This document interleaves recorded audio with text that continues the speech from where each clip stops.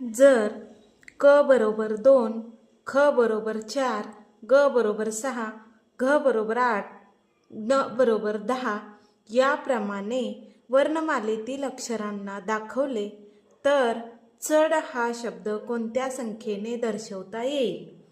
तर या ठिकाणी क बरोबर 2 दिलेला आहे. मग ही काय गंमत आहे पाहू. आता क बरोबर 2, ख बरोबर 4, ग बरोबर 6.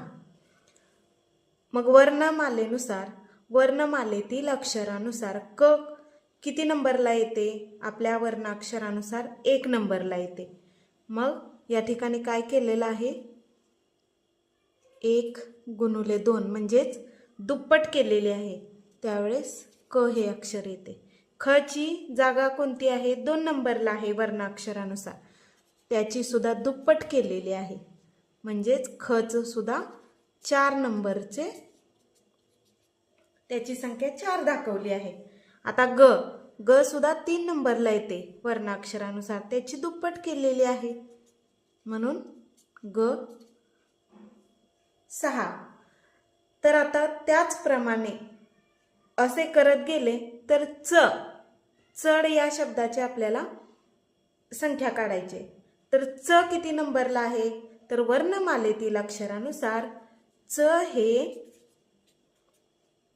6 नंबरला येते. च हे 6 नंबरला येते. मग याची पण दुप्पट करायची. च ची दुप्पट केल्यानंतर च हे अक्षर 12 नंबर दाखवते. नंतर ढ. आता ढ हे 14 नंबरचे अक्षर आहे. वर्णमालेतील क्रमानुसार 14. मग त्याची पण दुप्पट करून घेऊ. तर ढ या अक्षराची संख्या किती येईल? 28. म्हणजेच चढ हा शब्द आपला तयार झाला. यानुसार 12, 28 असे क्रमांक यायला पाहिजेत. पर्यायामध्ये कुठे आहेत? 3 नंबरला. तर हे आपला आन्सर असेल.